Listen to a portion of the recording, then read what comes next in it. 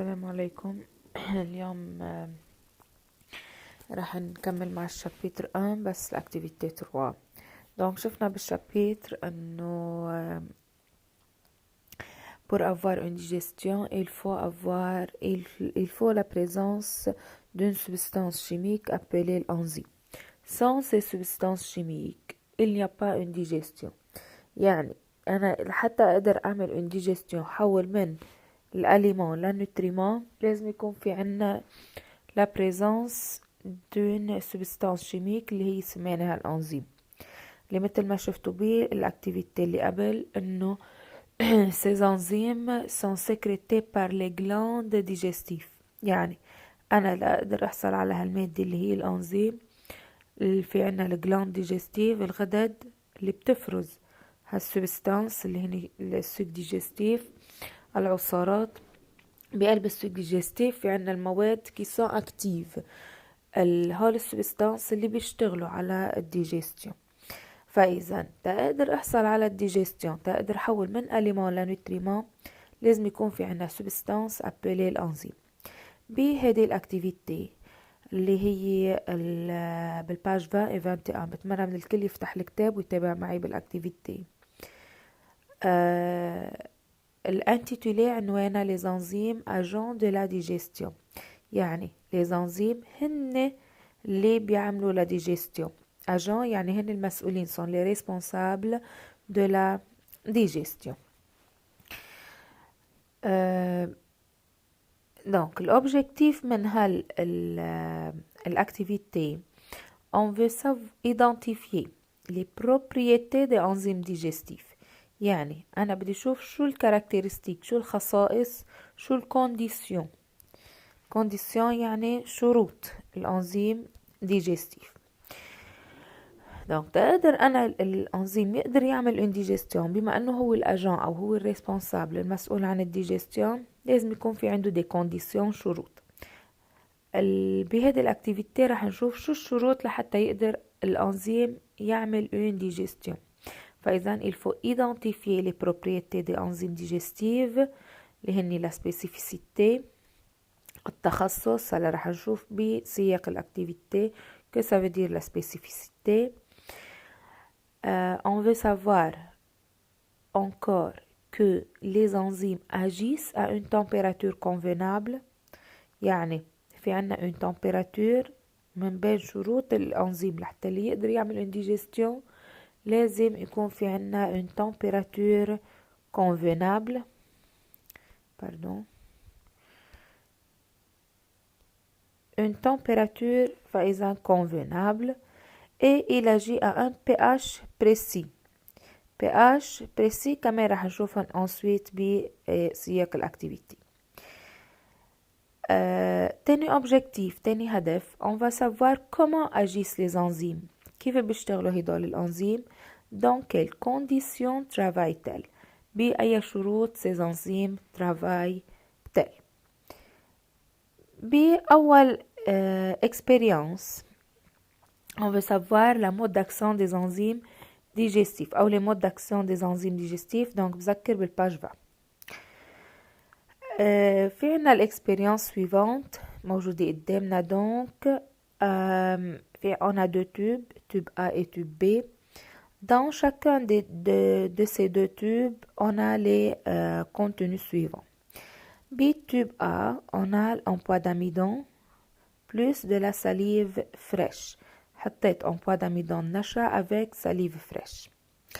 بالتوب B حطيت نفس السبستانس شيميك اللي هي الساليف فريش. يعني أنا حطيت باثنين ساليف فريش اللي هي الفاكتور كومان المشترك بين التوب A والتوب B هي la présence de la salive fraîche. بينما بالتوب A حطيت الساليف فريش avec l'emploi d'amidon، بينما بالتوب B حطيت الساليف فريش مع الألبومين. الألبومين تعريفها c'est une protéine qui se trouve dans le blanc d'œuf، يعني موجودة ببياض البيض. تركتنا une température 37 les deux tubes، نفس الشرط انه عندي température 37 degrés، وتركتن durée 1 heure. فإذا on a deux tubes A et B. dans les deux tubes on a mis de la salive fraîche dans le tube A on a mis l'emploi d'amidon اللي هي السبسترا المادي اللي أنا عم اشتغل عليها avec tube B on a mis الألبومين اللي هي c'est une protéine. فإذا الفرق بين التوب A والتوب B كان سولما المادة اللي أنا حطيتها بالA أميدون بالB ألبومين والاثنين حطيت معنا السليف فريش. بما أنه الهدف من الإكسبيرينس إنه نشوف المود داكسيون للأنزيم، يعني كيف عم يشتغل الأنزيم بهذه الإكسبيرينس. البروبليم بوزي المشكلة اللي أنا لازم حلها هون إنه هل السليف فريش هل رح تقدر تعمل ديجستيون للاثنين، يعني للألبومين وللأميدون، أو رح تقدر تعمل ديجستيون لمادة معينة بالبروبليم بوزي. فإذا est-ce qu'une enzyme peut digérer plusieurs substrats؟ بتقدر الأنزيم تعمل ديجستيون لأكتر من مادة، أو كل مادة من المواد اللي نحن بنستهلكهم اللي هن سوسون لي زاليمون في عندن أنزيم مخصصة. هل إذا السليف فريش قدرت تعمل ديجستيون للأميدون وللألبومين، سيتادير الأنزيم بيقدر يشتغل على أي سبستانس كانت، بينما إذا قدرت تشتغل على مادة وما قدرت تشتغل على التانية، سيتادير كل مادة نحن بنستهلكها في عندها أنزيم خاص فيها. خلينا نشوف الريزولتا. بالريزولتا دونك تقدر أعرف هل هالأميدون قدر ينعمل له ديجستيون. دونك نحن بنعرف إنه الأميدون بس أعمله ديجستيون رح يتحول من أميدون ل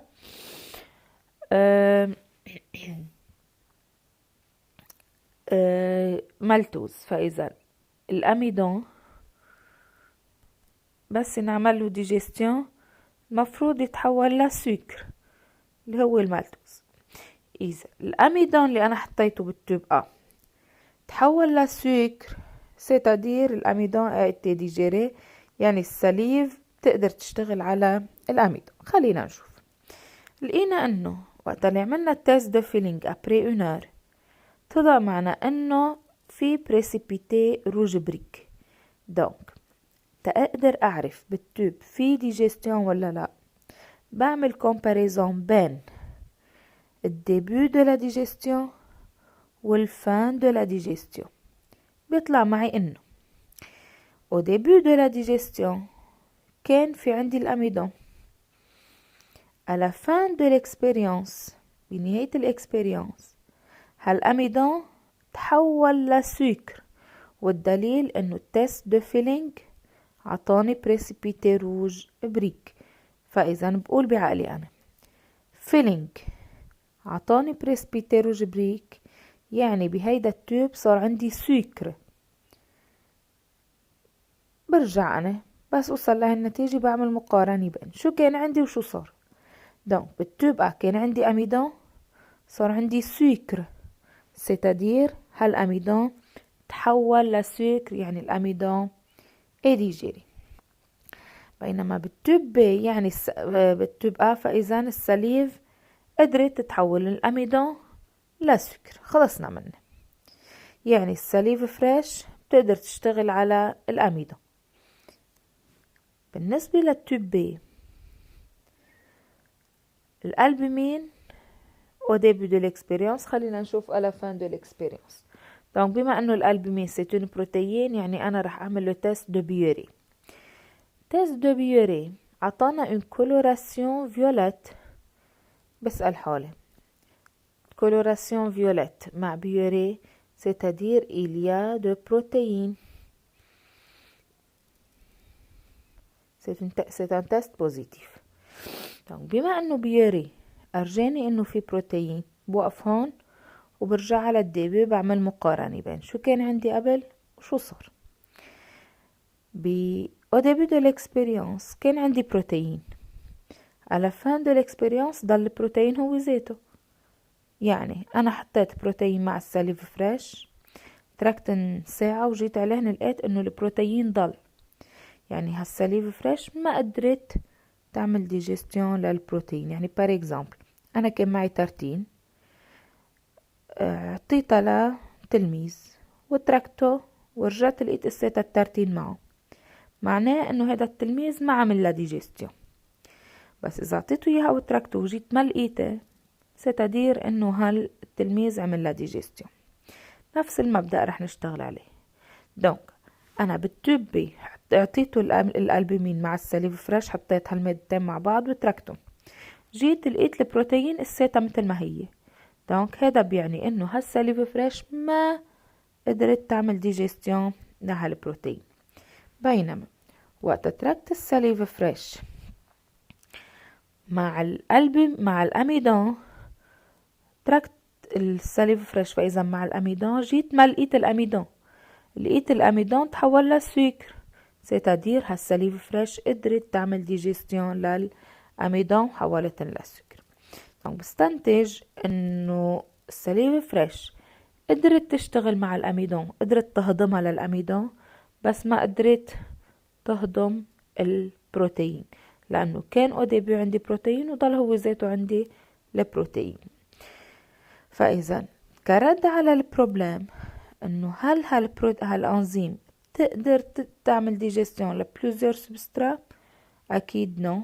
كل أنزيم متخصص بسبسترا معين. يعني هون كان عندنا السليف فريش تخصص بس بالأميدون، ما قدر يشتغل على البروتين. بينسأل مني بالشهادة أو بالإكزرسيسات يعني أو بالأسئلة، بيجي السؤال بيقلنا vous devez construire un tableau montrant les conditions et les résultats de l'expérience. donc هيدا التابلو عطول بينسأل. طريقة كتابة التابلو رح يكون عنا ان تابلو ادوب الانتري، عنده مدخلين، مدخل دونك دوبل انتري. باول انتري رح نحط التوب اللي هن كان عندي دو توب ا بي. بتاني انتري عنا الكونديسيون، لانه بهذا التابلو قال لي بدي مونتر الكونديسيون، بدي مونتر الريزولتا. حط الكونديسيون، هول الكونديسيون تقريبا هن ذاتهم. بيلزمني السبسترا، يعني انا شو الشروط اللي عملتها لحتى قدرت اعمل هالاكسبيرينس. عندي السبسترا المادي اللي استعملتها، عندي السليف اللي هي الاميلاز ساليفير الانزيم يعني، عندي التمبيراتور على اي تمبيراتور اشتغلت، وشو التون اللي اخذ مني، شو الوقت اللي اخذته من هالاكسبيرينس. بما انه انطلب مني لي ريزولتا بزيد الريزولتا. لو كان السؤال بس construire un tableau montrant les conditions ما بحط الريزولتا. اوكي، فاذا بهذا التابلو هنا بالتوب الشروط كانت حطيت امبوا داميدون مع السليف تمبيراتور 37 تراكتن 1 heure. الريزولتا طلع عندي بريسبيتي روج بريك افيك لو تيست دو فيلينج. دونك كل هدول بيكونوا موجودين قدامي بالاكسبيرينس. فاذا بالتوب كان عندي اميدون او ديبو، بالنهاية الريزولتا النتيجي صار عندي بريسبيتي روج بريك، يعني صار في عندي سكر، ظهر السكر. فاذا اختفى الاميدون وتحول لسكر، يعني الاميلاز قدرت تشتغل. الاميلاز هضمت الامبوا داميدون. بينما البي السبسترا المادي اللي عندي كانت البومين دو لاف ساليف، كمان كان عندي ساليف بلس سيتادير بريزانس موجودة. تمبيراتور كمان كانت 37، التون كان 1 heure، والريزولتا كان عندي كولوراسيون فيوليت افيك لو تيست دو بيوري. دونك بما انه الكولوراسيون كانت فيوليت مع التيست دو بيوري، c'est-à-dire انه la présence de protéines، في عندي بروتين. دونك بوقف هون وبرجع على الاول، كان عندي بروتين او ديبي وضل عندي بروتين على فا، يعني بهالتوب ما صار في عندي عملية الهضم، يعني السليف ما قدر يهضمها للألبومين.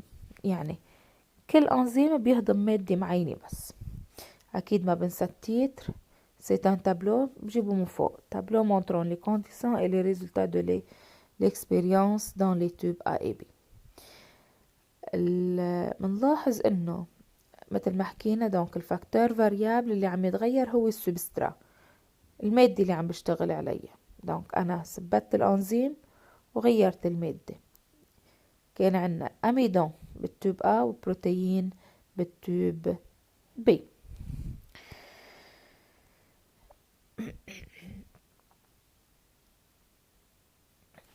L'interprétation de l'expérience.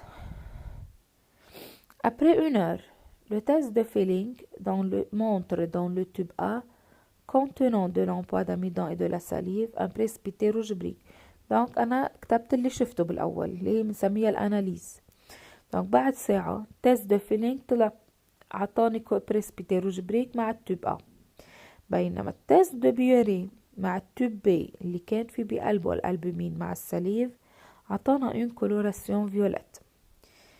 هالشي بيعني سوسي انديك. دونك هلأ بلشت الانتربريتاسيون هي عبارة عن أناليز مع سوسي انديك مع l'interprétation اللي عندي. سي indique que la salive digère l'amidon en sucre réducteur. قدرت تحول الأميدون للسكر réducteur dans le tube A mais n'agit pas sur l'albumine dans le tube B.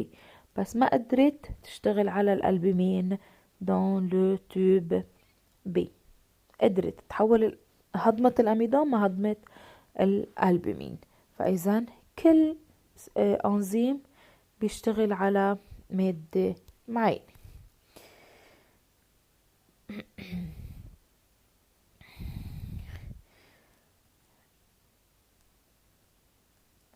فإذا الكونكلوزيون نقدر نقول